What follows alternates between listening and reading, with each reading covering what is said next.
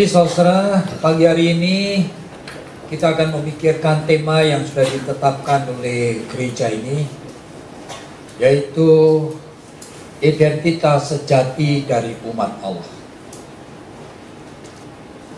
Identitas itu bicara mengenai jati diri.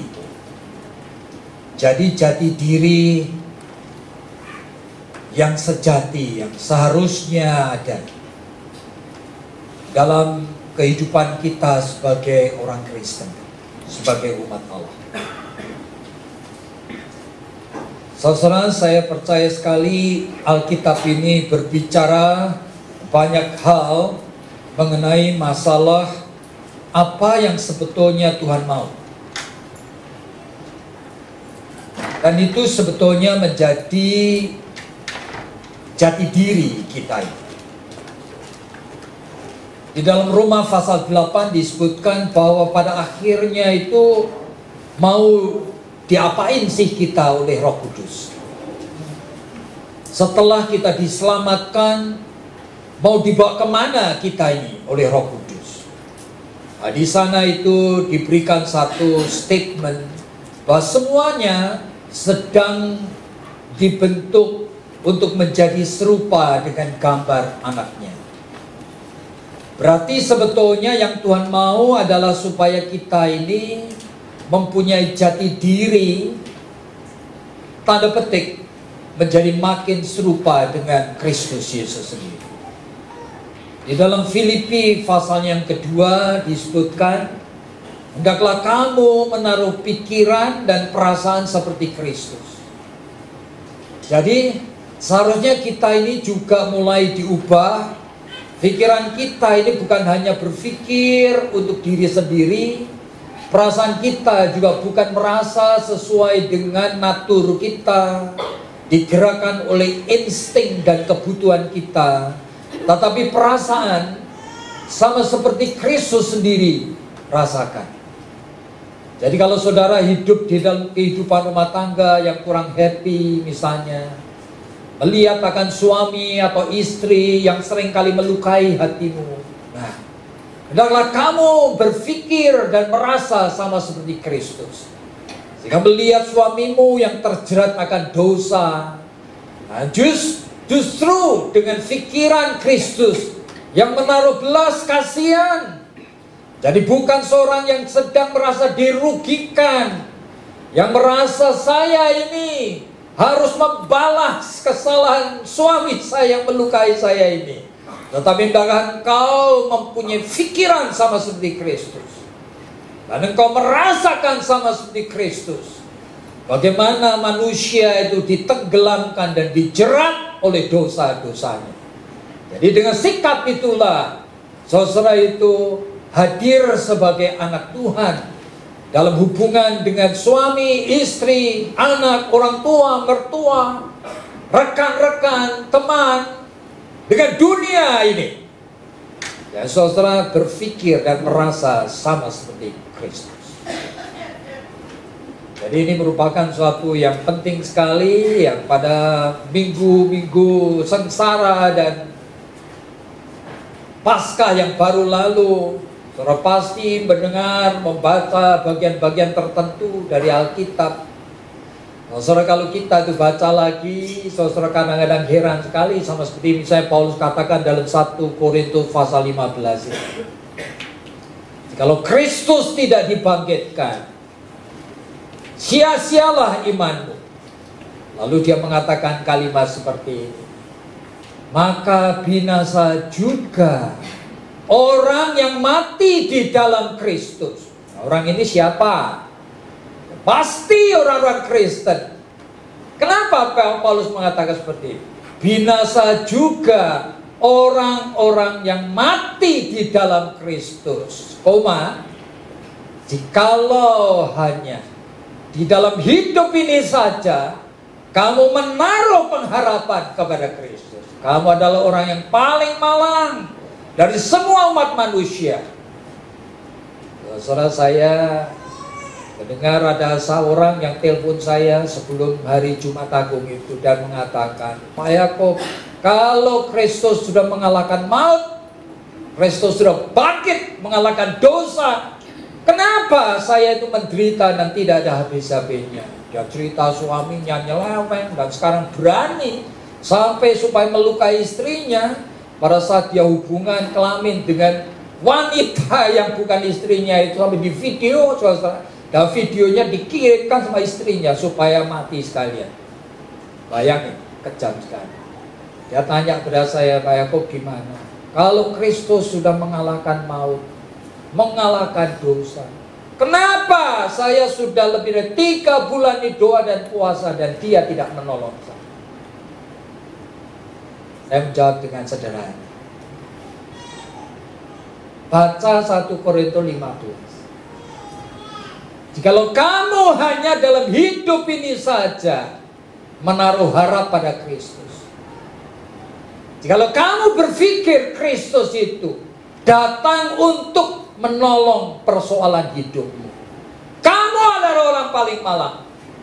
Lalu apa tidak boleh minta pertolongan Tuhan? Bukan persoalannya itu. Persoalannya itu urutan kedua. Kamu menghargai tidak? Allah sudah membangkitkan Kristus. Kristus sudah datang sebagai manusia. Kamu menghargai tidak karya agung Allah yang maha dahsyat itu? Kenapa pikiranmu itu hanya Kristus tolong saya untuk hidup di bumi ini? Kristus tolong saya menyelesaikan persoalan saya. Kristus tolong saya sembuhkan penyakit saya. Waduh, kamu membuat Kristus sebagai pengharapan untuk hidup sementara di bumi ini. Kamu orang paling sial, itu kata Paulus. Kasihan sekali kamu. Oleh karena kamu tanpa sengaja mengabaikan dan menghina karya Allah di dalam Kristus. Yang pertama, kamu mesti fokus ke sana dulu. Dengan sendirinya, Yesus mengatakan, carilah kerajaan Allah dengan segala kebenaran. Masakan Tuhan lihat burung-burung di udara, bunga-bunga bakung di pinggir jalan, mereka tidak memintal dan menanam, dan Tuhan itu memberikan kelengkapan, the beauty of it, lebih daripada apa yang Salomo punya. Masakan kamu tidak percaya Tuhan akan memberikan kepadamu jikalau itu kamu butuhkan?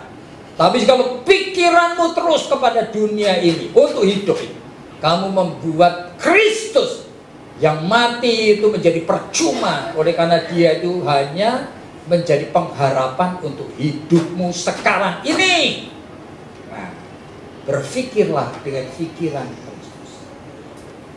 Jadi saudara, kadang-kadang hamba Tuhan bisa menjadi alat setan. Banyak sekali hamba Tuhan terus mengajarin supaya kita doa. Kalau kamu itu cancer, doa. Kalau kamu itu suaminya nyeleweng, doa terus. Sehingga siang malam pikirannya membuat Kristus hanya menjadi pengharapan untuk hidup sementara di dunia. Kekuatan imanmu itu bukan di sana. Kamu pandanglah kepada Kristus, dan dia itu akan menyelesaikan persoalan. Jikalau engkau menempel kepada dia yang ajaib ini, dengan sendirinya dia akan memberikan wisdom. Dia akan memperbarui pikiranmu, memperbarui perasaanmu. Jika engkau melihat suamimu yang tidak baik itu, kamu melihatnya sama seperti Kristus sendiri melihat. Sehingga kamu mulai dilengkapi dengan buah-buah roh. Dan suamimu yang tidak baik itu melihat kamu melihat Kristus, dia mereka kaget. Mereka tidak lagi melihat perempuan lemah, yang tidak berdaya, yang cuma marah, putus asa, menjengkelkan, membosankan saja wanita seperti itu. Tapi akan melihat Kristus yang hadir di sana. Nah, iman ini seperti ini. Sehingga Yesus selalu mengingatkan, ya kan? Apa engkau tahu kita sedang diapain oleh Roh Kudus? Sedang dibentuk menjadi serupa dengan gambar Kristus. Jadi saudara, mari kita membaca 1-2 bagian Alkitab. Mungkin baik kalau kita itu melihat dari 2 Petrus pasal yang pertama. Saudara, dalam 2 Petrus ini sebetulnya surat dari Petrus setelah dia tahu bahwa hidup ini jatuh bangun karena ngapain.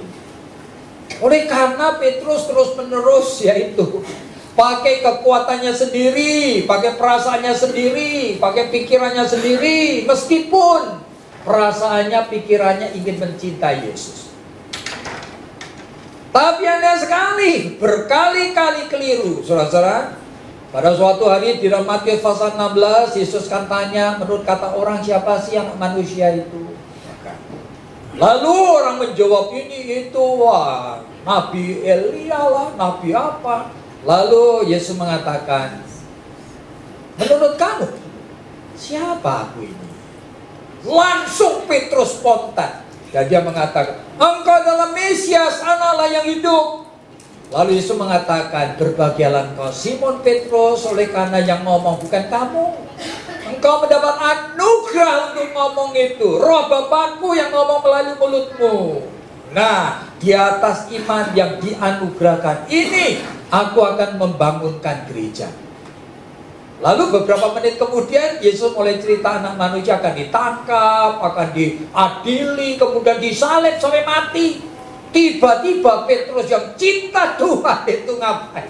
Dia pegang tangan Yesus, tarik ke pinggir. Dan dia ngomong apa?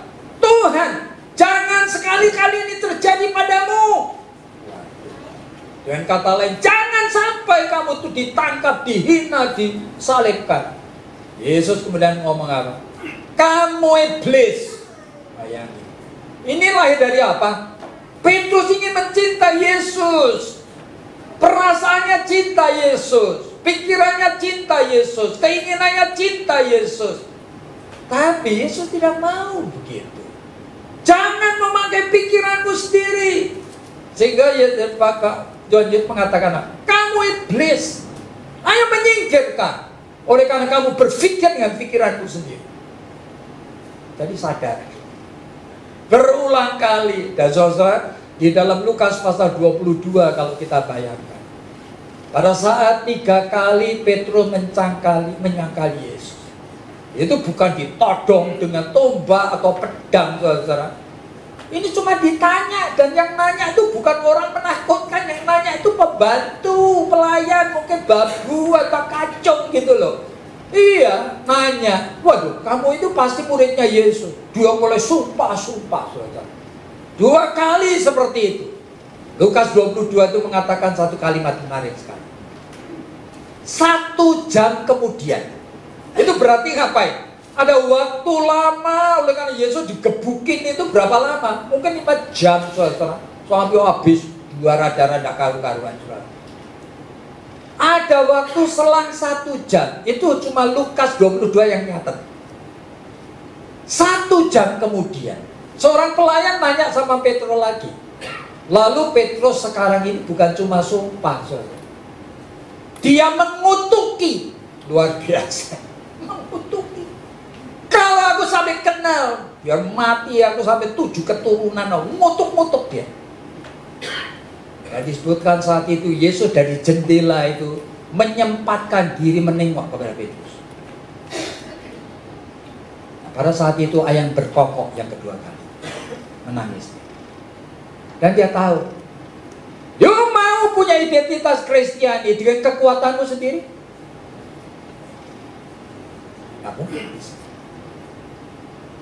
Nah, itulah sebabnya Petrus kemudian menulis surat ini.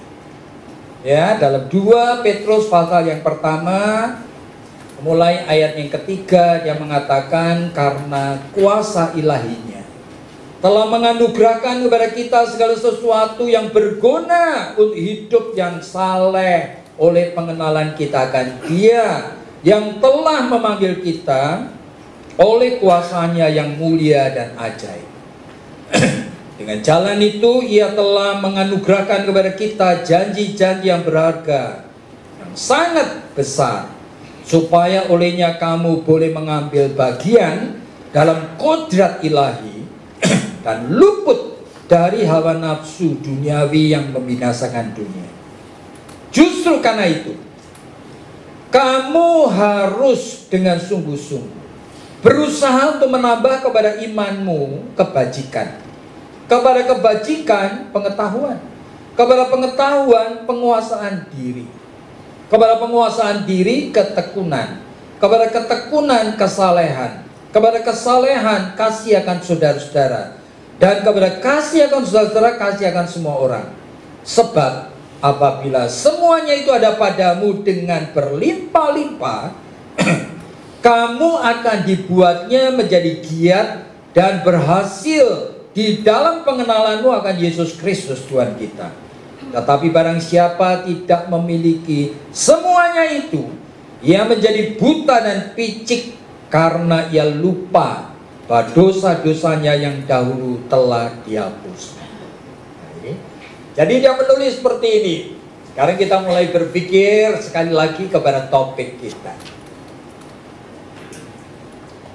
Jati diri, identitas yang sejati dari Saudara, banyak ayat dari Alkitab yang bicara itu. Misalnya saja di dalam Yohanes pasal 13 ayat 35, Yesus menekankan mengenai soal kasih. Lalu dia ngomong seperti ini. Jikalau kamu tidak saling mengasihi, bagaimana dunia itu akan tahu kamu muridku?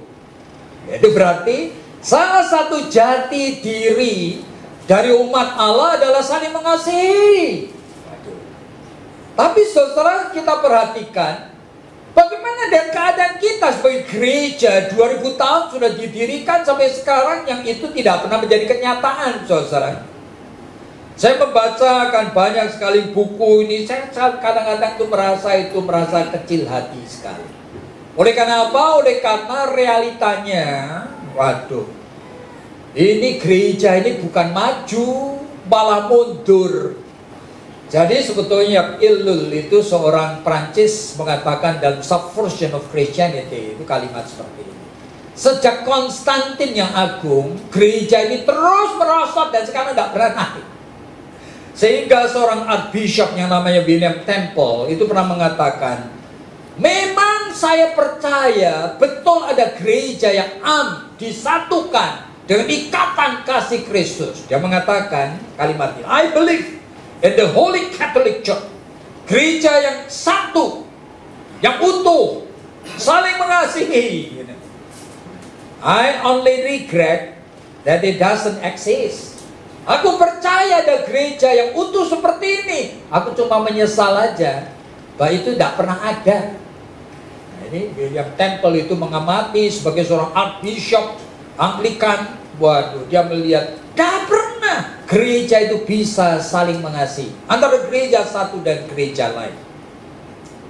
Sehingga Soren Kierkegaard, seorang teolog itu pernah mengatakan kalimat seperti ini. Luther abad yang ke-16 sudah memakukan 95 dalil di pintu gerbang Wittenberg. Lalu, but now the Christianity simply doesn't exist. So there is nothing to reform. Tidak ada yang perlu kita perbaiki, oleh karena kekristenan sudah tidak kelihatan lagi. Sampai saya antara pergi ke gereja dan pergi di luar gereja ke agama lain, saya tidak pernah menemukan sebetulnya kekristenan itu seperti apa, gitu. Nah ini, sehingga kalau dulu zamannya Luther perlu sekali ada 95 dalil yang dipakukan. Sekarang mau memakukan itu, tidak ada yang perlu direform, tidak ngerti mau dari mana karena semuanya sudah bubar. Dia mengatakan begitu. Jadi bagi seorang teolog yang besar, begitu dia mengamati seperti ini, dia mulai melihat sebetulnya gereja tidak ada kasih sama sekali. Arthur Burns itu adalah seorang Yahudi yang dia menjadi seorang senator dari pemerintahannya Ronald Reagan pada saat itu. Nah ini orang Yahudi, tapi seringkali dia tuh mau menyempatkan diri hadir dalam prayer breakfast di White House. Prayer breakfast itu adalah kebaktian pagi sambil makan pagi, habis itu saling mendoakan, gitu ya. Nah di sana kebaktian pagi kali itu, pendeta yang khotbah itu tidak kenal siapa Arthur Burns ini. Sehingga dia itu minta, how about you sir? Ya kan, you close this meeting itu with prayer. Bagaimana kamu? Bagaimana kalau kamu yang nutup dengan doa? Nah, pendeta yang tamu ini kan tidak ngerti kalau ini orang Yahudi, bukan orang Kristen gitu. Lalu Arthur Burns itu doa seperti ini. Lord, I pray that you would bring Jews to know Jesus. Tuhan, aku berdoa supaya Engkau membawa orang-orang Yahudi supaya kenal Kristus. Lalu yang kedua, I pray that you bring Muslim to know Jesus Christ. Aku berdoa supaya engkau membawa orang-orang Muslim kenal Yesus. Yang terakhir yang ngomong seperti ini, Lord, I pray that you bring Christian to know Jesus. Aku berdoa supaya engkau juga membawa orang-orang Kristen untuk kenal Yesus. Semua kaget, saudara. Jadi ini orang-orang Yahudi, dia melihat orang Kristen, waduh, ternyata banyak yang betul-betul itu tidak kenal Yesus. Jadi realitas seperti ini itu disadari oleh banyak orang, terutama mereka yang peka. Ya. Stanley Jones, seorang pendeta, pernah bertanya kepada Mahatma Gandhi kalimat seperti ini. Mr. Gandhi, you quote the word of Christ often. Kamu seringkali mengutip kata-kata Yesus Kristus ya. Lalu, why is that you appear so adamantly reject becoming his follower?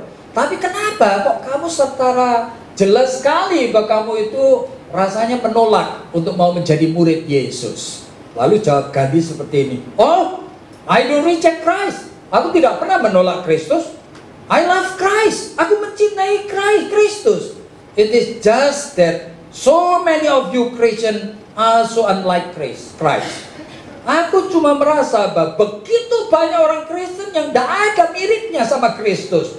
If Christian would really live according to the teaching of Christ, kalau orang Kristen betul mau menurut ajaran Kristus yang ada dalam Alkitab, seluruh India will be Christian today.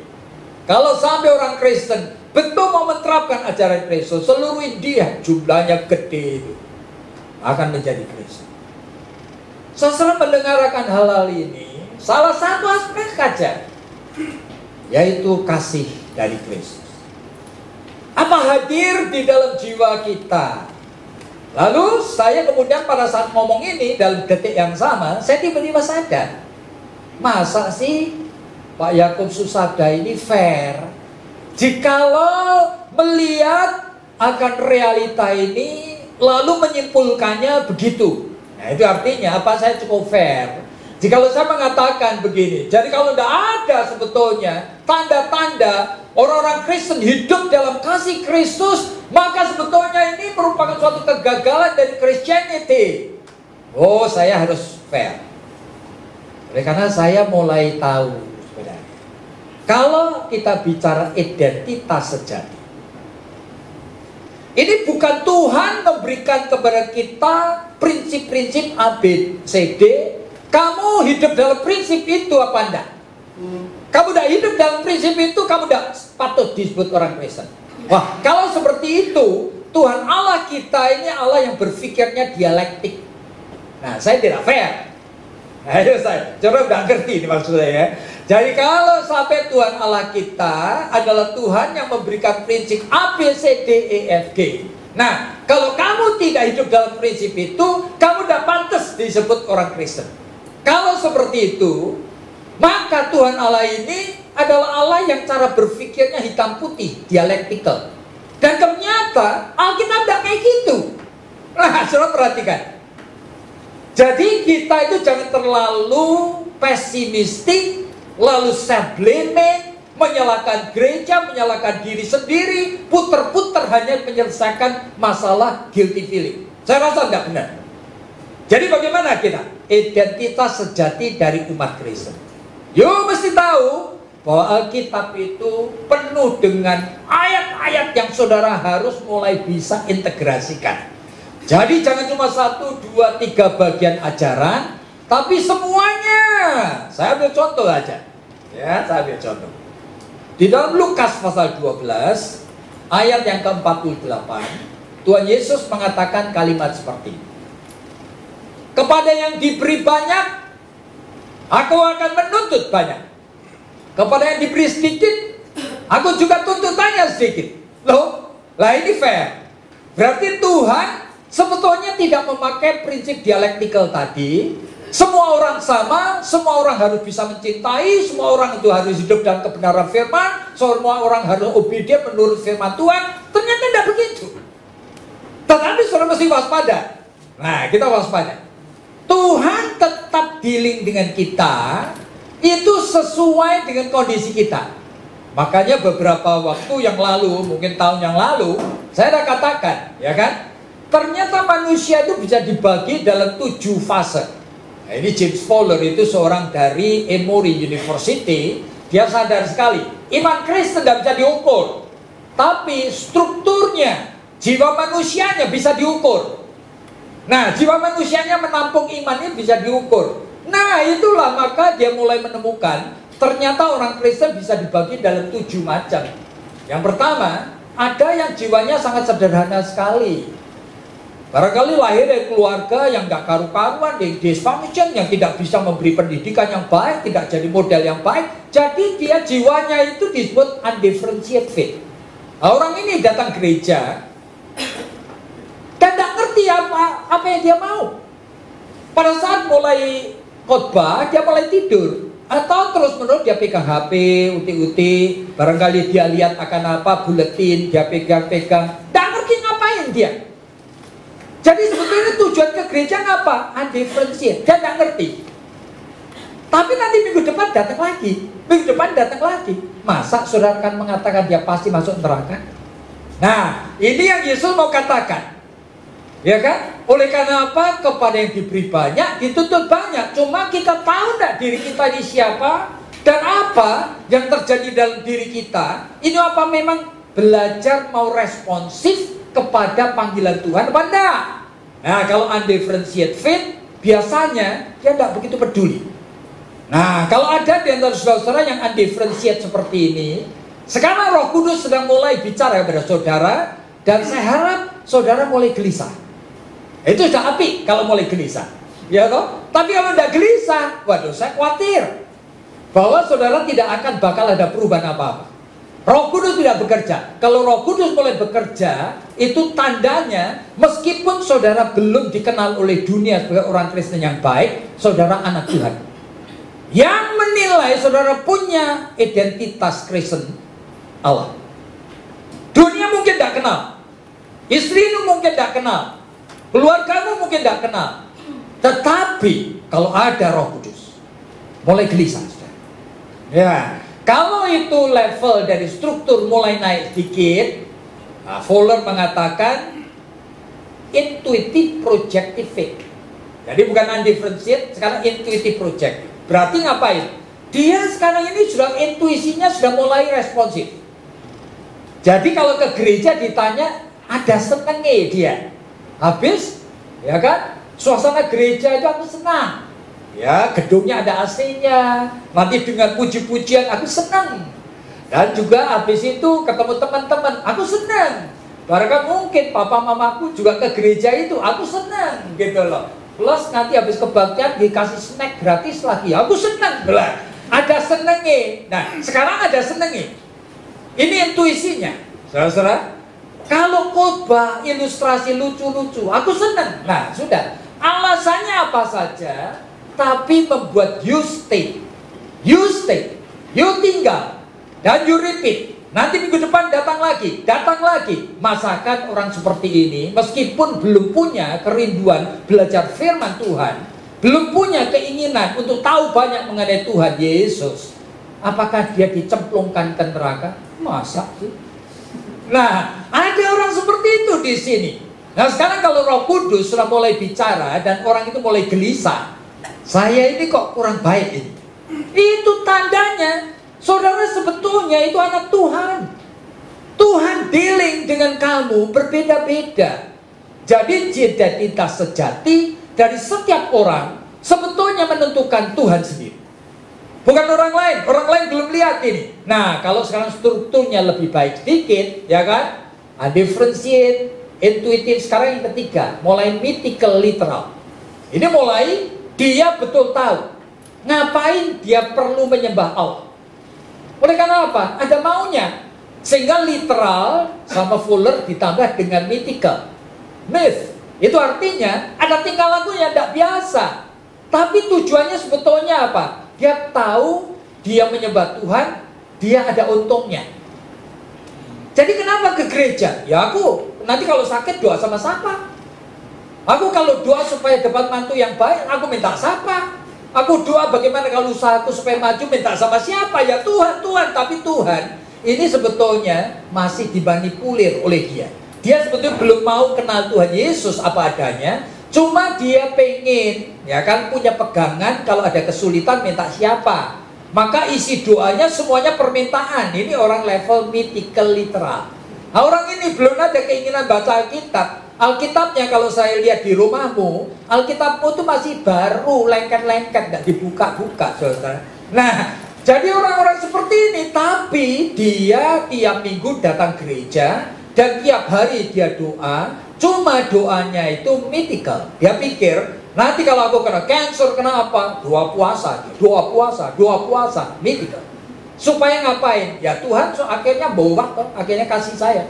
Begitu loh. Jadi saya bisa membujuk Tuhan itu dengan kucuran air mata, dengan kegiatan doa dan puasa. Supaya apa? Melunakkan hatinya Tuhan, sehingga Tuhan nurutin kemauanku. Nah, dia sudah mau kenal Yesus atau belum? Sebetulnya pikirannya belum ada. Cuma orang-orang seperti ini banyak sekali, saudara, mythical literal. Jadi Tuhan dealing kepada setiap orang tidak sama. Cuma kalau dia imannya sudah mulai bertumbuh, nah sekarang bukan mythical literal lagi, dia mulai sintetik konvensional. Jadi orang ini juga mau ikut PA. Nah sekarang perhatikan, sehingga ngapain? Dia mengulang, wah ini gerejaku gereja reformasi, aku orang reform. Orang reform itu Calvinis, percaya tulip, ya kan, total depravity, unlimited, unconditional, grace dan sebagainya. Saya percaya itu. Tapi kalau ditanya, masa kamu percaya bahwa Tuhan Yesus satu-satunya Tuhan dan Juru Selamat? Iya percaya. Kenapa percaya? Itu ajaran gerejaku. Nah, jadi sebetulnya mensintesiskan ajaran gereja dengan dirinya sendiri. Kenapa kamu percaya 12 pengakuan iman? Ya habis itu yang diajarkan gerejaku. Jadi ini level sintetik konvensional. Orang ini sebetulnya belum betul-betul mencari Tuhan, belum betul-betul pengen kenal, tetapi jangan sudah mengatakan bahwa dia bukan orang yang punya identitas sejati sebagai orang Kristen. Tandanya apa? Jikalau mendengar yang seperti ini, saudara gelisah. Dan saudara mulai merasakan bahwa sebetulnya Tuhan ingin sesuatu yang lebih dari ini. Nah, di atas itu mulai yang namanya individuatif reflective faith. Jadi orang ini adalah orang yang memang ingin tahu Tuhan. Engkau Allah yang ajaib. Bagaimana aku bisa kenal Engkau? Bagaimana aku tahu kalau doa ini percakapan dengan Engkau sendiri? Engkau tidak pernah kelihatan. Bagaimana aku tahu bahwa Engkau ada? Bagaimana aku tahu bahwa Engkau hidup? Dan Engkau peduli, Engkau mengerti. Dan Engkau akan memberi sesuai dengan rencanamu yang kekal terhadap hidupku. Nah, mulai individuatif, reflektif, kita bicara mengenai identitas yang sejati. Baru nampak sekarang. Orang ini sekarang itu mulai nampak bahwa dirinya memang punya jati diri, bukan orang Muslim, bukan orang Hindu, bukan orang agama lain, orang Kristen saya. Oleh karena apa? Saya percaya sekali Allah yang menyatakan diri melalui Alkitab, ini Allah yang unik, ajaib, yang tidak dikenal oleh siapa saja, kecuali melalui Alkitab. Dan aku pengen tahu, kenapa dia satu, tapi dia juga Bapa, Putra, dan Roh. Dan apa itu? Sebetulnya kenapa disebut Bapa? Kenapa disebut Roh? Kenapa disebut anak? Kenapa dia itu disebut sebagai anak padahal Allah tidak pernah punya anak? Allah tidak pernah punya ibu, tidak ada istrinya. Lalu apa itu anak? Lah dia pengen tahu. Oh, dia baca Alkitab, dia mendengarkan ceramah, dia mulai pikir, akhirnya tahu. Ini cuma bahasa antropomorfistik, bahasa manusia yang Allah pakai. Allah tidak pernah punya anak. Yang disebut anak itu adalah the firstborn out of God, yang keluar pertama dari diri Allah. Disebut yang diperanakan, gitu ya. Yang keluar pertama itu apa? Firman. Pada saat Allah berfirman, jadilah langit bumi dengan segala isinya. Jadi firman itu disebut sebagai anak. Oleh karena the firstborn out of God. Dan firman itu sudah berbagai macam cara menyatakan dirinya siapa Allah. Akhirnya firman itu masuk dalam rahim Maria dan lahir menjadi bayi sama seperti kita. Tapi bayi yang seperti itu adalah Allahmu. Aneh sekali. Dan kemudian belajar merangkak, belajar jalan, hanya dicatat umur 12 tahun. Tetapi anak 12 tahun itu bukan remaja biasa, itu ada Allahmu. 12 tahun sampai 30 tahun kita tidak ada ceritanya, oleh karena tidak ada yang istimewa daripada pemuda ini. Tetapi itu adalah Allahmu. Nanti 30 tahun mulai ini dan itu sampai akhirnya mati di atas kayu salib. Nah, bagi orang yang individuatif reflektif, dia mulai menemukan jati dirinya dalam kesadaran bahwa aku adalah orang yang memang mempercayai yang seperti ini. Dan aku ingin memberikan diriku diubah dan dituntun sesuai dengan apa yang Alkitab ini katakan. Tetapi sebelumnya, sebetulnya dia belum menyadari sungguh. Tetapi meskipun demikian, Lukas 12 tadi kan mengatakan, kepada yang diberi banyak, Tuhan akan menuntut banyak. Kepada yang diberi sedikit, Tuhan juga menuntut sedikit. Jadi, saudara, tetap kita mesti waspada. Jati diri itu bukan fenomena luar yang bisa orang lain tahu. Jadi jangan saudara cuma tergantung kepada kesaksian orang mengatakan, aku lihat kemana-mana, tidak ada orang Kristen yang betul-betul baik. Nah, ini orang lain melihat fenomena yang kurang baik. Jangan kalau saudara percaya bahwa jati diri Kristen tidak ada. Jati diri Kristen tetap ada. Oleh karena di dalam jutaan manusia sepanjang sejarah, saudara akan lihat, sebetulnya tidak fair untuk mengatakan bahwa kemana-mana aku lihat orang-orang Kristen gereja tidak beres. Waduh. Oleh karena realitanya satu dari kada 1 juta orang Kristen. You nanti akan lihat ada orang-orang Kristen seperti Paulus, ada orang Kristen seperti Hudson Taylor, ada orang Kristen seperti misioner-misioner yang hebat-hebat seperti itu, yang rela mati untuk Kristus, yang jati dirinya jelas sekali. Sehingga jangan cuma melihat fenomena luar, tetapi kita itu lihat apa yang menjadi standar yang Tuhan mau supaya kita itu percaya bahwa kita ini sudah disebut oleh Allah sebagai anak-anak. Nah, itu tergantung daripada setiap orang ternyata mempunyai keunikan respon yang beda-beda. Cuma pertanyaannya, bagaimana sekarang sudah tahu? Kalau di dalam kelemahan-kelemahan saudara tadi, saudara itu termasuk yang betul-betul sudah percaya. Nah, saudara, cerita daripada Petrus ini kan memberikan kepada kita sebetulnya pemahaman mengenai realita bahwa hidup ini tidak bisa menggantungkan diri pada pikiran dan perasaan sendiri. Sehingga kalaupun saudara merasa mencintai Yesus, jati dirimu tidak dibangun oleh perasaan dan tekad saudara. Jati diri harus dibangun oleh anugerah daripada Tuhan. Lalu bagaimana kita tahu? Bagaimana kita tahu bahwa kita itu sudah menerima anugerah untuk percaya? Nah, saudara, di dalam film satu buku yang ditulis oleh Philip Yancey, sebetulnya dia menulis buku yang judulnya itu cukup bagus sekali, saudara, yaitu Reaching for the Invisible God. Nah, di dalam buku yang dia tuliskan itu, dia cerita itu, sebetulnya temanya aja, judul ini artinya kan bagaimana sih kita itu bisa menggapai Allah yang tidak kelihatan ini. Itu diceritakan mengenai banyak orang yang bergumul sekali, ingin sekali tahu dirinya betul-betul sudah kenal dan dikenal oleh Allah. Tapi bagaimana dia tahu? Ada orang-orang yang sampai meminta sinyal dari Tuhan. Tuhan, tolong beri kepadaku sinyal dong, kalau engkau betul-betul ada. Ternyata tunggu sehari, 2 hari, seminggu, sebulan, tidak ada sinyal apa-apa. Bagaimana aku bisa tahu? Nah, ini suatu masalah yang kita terus-menerus akan hadapi. Bagaimana saudara tahu kalau saudara itu betul-betul sudah dikenal dan sudah mengenal Allah? Saudara, dari Soren Kierkegaard, sebetulnya itu ada beberapa buku yang bagus.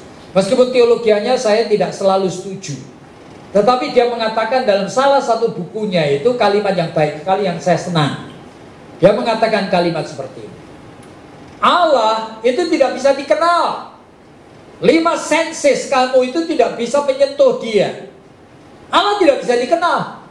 Coba saudara memakai 5 indramu, you tidak akan bisa menyentuh apa-apa dari diri Allah. Allah tidak bisa dikenal. Tapi koma, meskipun demikian, Allah bisa dialami. Nah, ini kalimat ini membuat saya itu mulai menemukan sebetulnya jawab daripada realita yang selama ini menjadi pergumulan orang Kristen sepanjang abad. Allah tidak bisa dikenal, tapi bisa dialami. Yaitu apa? Jikalau kamu di dalam jiwamu memiliki anugerah Tuhan yang Søren Kierkegaard sebut dengan ANGST, angst. Nah, angst itu apa? Angst itu adalah anxiety, kegelisahan batin. Kegelisahan bukan sekedar gelisah, tapi kegelisahan untuk pengen kenal. Nah, keinginan untuk kenal. Sehingga orang yang sudah mendapat anugerah seperti ini tidak bisa diam. Terpaksa dia itu tidak bisa lari, dan dia itu ingin baca Alkitab. Kalau baca Alkitab dia pengen tahu. Kalau pengen tahu dia mengajukan pertanyaan-pertanyaan. Sehingga Alkitabnya orek-orekannya banyak. Dia selalu pengen tahu. Oleh karena apa? Ada angst, ada anxiety, ada kegelisahan dalam batinnya ini. Nah, mungkin pernah di dalam beberapa waktu yang lalu saya cerita mengenai seorang profesor yang dari Oxford yang terkenal yang namanya C.S. Lewis. C.S. Lewis itu sebetulnya seorang lahir dari keluarga Kristen, besar dengan keluarga Kristen, tetapi pada masa remaja dia mengambil keputusan menjadi ateis. Dia kemudian menjadi ateis, tapi karena dia pintar sekali di dalam literature, dalam history dan sebagainya, dia diangkat menjadi profesor dari Oxford University di Inggris. Dan dia ateis. Tapi pada suatu hari dia membaca buku yang ditulis oleh MacDonald. Nah, buku ini sebenarnya bukan buku mengenai teologi ya saudara, tetapi MacDonald ini orang Kristen. Dan di dalam buku ini dia mengutip beberapa ayat, yaitu dari Efesus, dari Korintus, dia kutip. Aneh sekali C.S. Lewis ini, ketika dia membaca kutipan yang ada di footnote itu, kalau orang lain nggak diliwatin aja, dia kemudian terganggu. Dia mulai gelisah. Dia sampai tidak bisa tidur karena tidak ngerti apa itu Efesus pasal 1 ayat sekian, tidak ngerti dia. Sampai tidak bisa tidur. Besok pagi dia bangun tidur, dia kemudian mengambil keputusan ngapain? Dia pergi ke toko buku Kristen. Mau beli apa? Beli Alkitab. Nah, ini pertama permulanya. Dia ada kehadiran angst, dia kemudian gelisah. Dia mencari, dia beli Alkitab, dia baca. Dia ngecek dari Efesus pasal 1. Dia tidak ngerti apa itu. Tapi baca terus. Karena tidak ngerti, dia beli komentari. Dia kemudian mulai ngerti. Kemudian tiap hari dia baca. Dia baca ini, baca itu, terus baca. Seluruh pikirannya mulai diubah. Dia mulai berpikir secara Kristen. Anugerah Roh Kudus mulai hadir. Sehingga semua tulisannya sekarang itu mau menjelaskan siapa Allah yang ajaib ini. Siapa Yesus Kristus yang ajaib ini? Yang tadinya dia tidak percaya, tetapi dia mempunyai anugerah angst, sehingga membuat dia kemudian mulai bisa mengerti. Dia percaya di dalam kesadaran, di dalam konsep-konsep, sehingga jati dirinya sebagai umat Kristen mulai terbentuk nyata. Nah, inilah sebetulnya makanya Petrus pada saat dia itu mulai tahu, dia sebetulnya anak Tuhan, sudah dapat pengurapan, tapi bingung. Oleh karena apa? Oleh karena jatuh bangun terus di dalam dosa. Akhirnya dia mengatakan, iman tidak cukup ternyata. Saya percaya pada Tuhan Yesus dan saya itu mau menjadi muridnya. Saya mencintai dia. Aku tidak cukup. Iman perlu ditambah dengan kebajikan. Apa itu? Yakobus pasal 4 yang pasal 2 juga mengatakan, jikalau iman tidak ada perbuatan, ya kosong. Ngapain? Jadi kamu itu harus menambah iman dengan perbuatan yang sesuai dengan kehendak Tuhan. Sehingga kamu itu jangan menahankan diri. Jikalau Tuhan menginginkan untuk berjalan sesuai dengan kehendak Tuhan, orang yang percaya itu mesti berani untuk melangkah. Tuhan sudah mengatakan, kamu jangan pacaran dengan orang non-Kristen. You jangan mencoba itu dong. Nah, iman harus ada harus ada tindakan.